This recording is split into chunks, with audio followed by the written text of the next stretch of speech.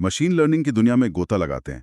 आजकल gradient boosting और XD boost ये नाम काफ़ी सुनाई दे रहे हैं, खासकर डेटा साइंस में।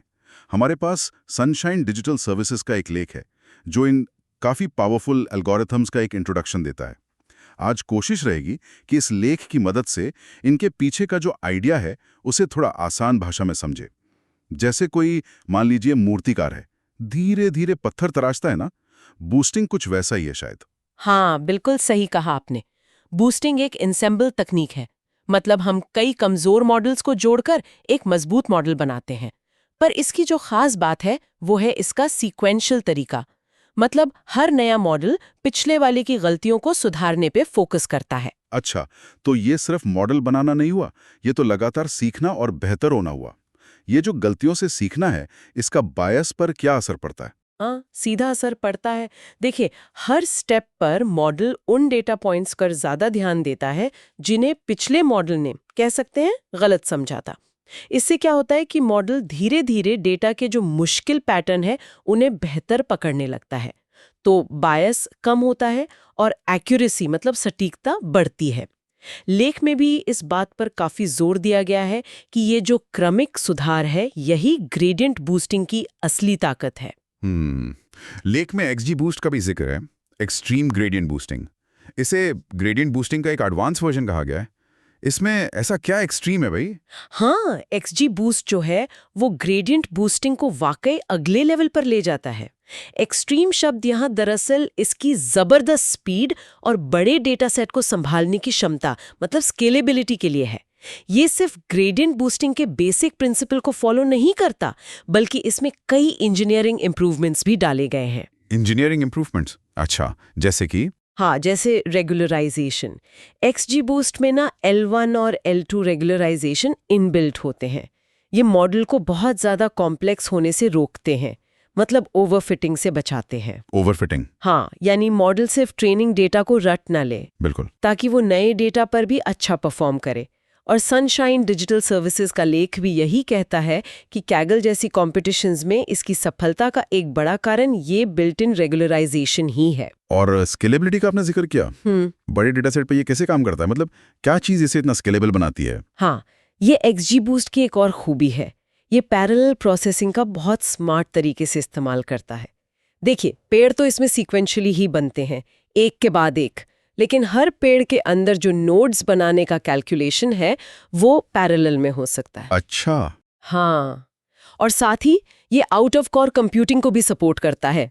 मतलब वो डेटा भी हैंडल कर सकता है जो आपकी कंप्यूटर मेमोरी में पूरा फिट नहीं होता। लेख में ये भी बताया गया है कि ये मिसिंग वैल्यूज को भी खुद ही हैंडल कर लेता है, जो रियल वर्ल्ड डेटा के लिए तो बहुत ही बड़ा फायदा है। ये तो सच में काफी प्रभावशाली लग रहा है। अच्छा, अक्सर लोग इसकी तुलना रैंडम फॉरेस्ट से करते हैं, वो भी एक पॉपुलर एंसेम्बल मेथड है। इन दोनों में मुख्य अंतर क्या है? हाँ, ये बहुत जरूरी सवाल है। मेन फर्क है इनके बनने के तरीके में।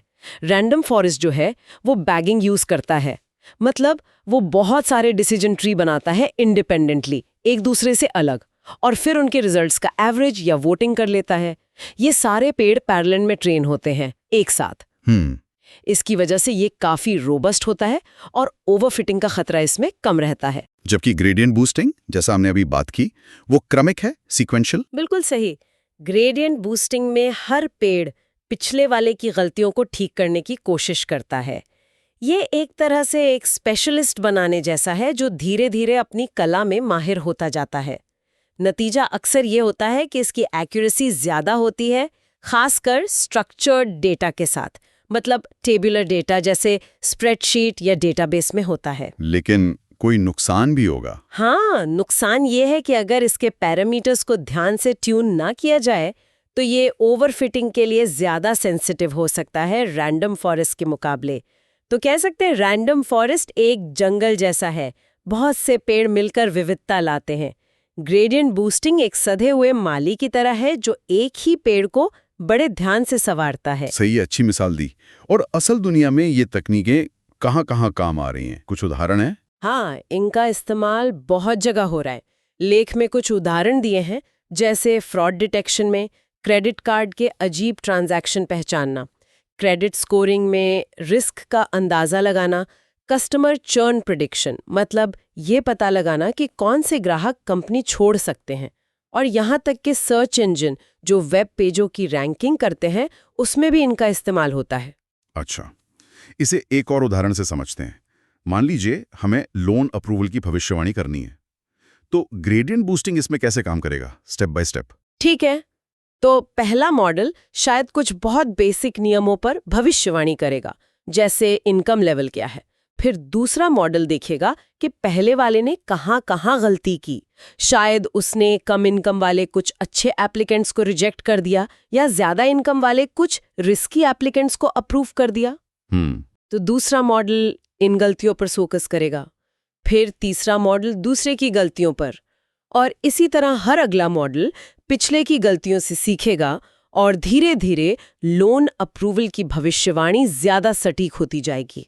तो अगर हम संक्षेप में कहें, फायदे हुए हाई एक्यूरेसी, खासकर स्ट्रक्चर्ड डेटा पर, और फीचर्स को समझने में भी मदद, और नुकसान ओवरफिटिंग का थोड़ा ज्यादा रिस्क और थोड़ी ज्यादा मेहनत ट्यूनिंग और ट्रेनिंग टाइम में रैंडम फॉरेस्ट के मुकाबले।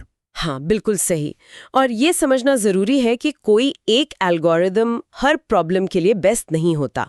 कौन सा चुनना है ये प्रॉब्लम पर, डेटा पर और आपके पास क्या रिसोर्सेज हैं इस पर निर्भर करता है। तो इस सारी बातचीत का निचोड़ क्या निकलता है?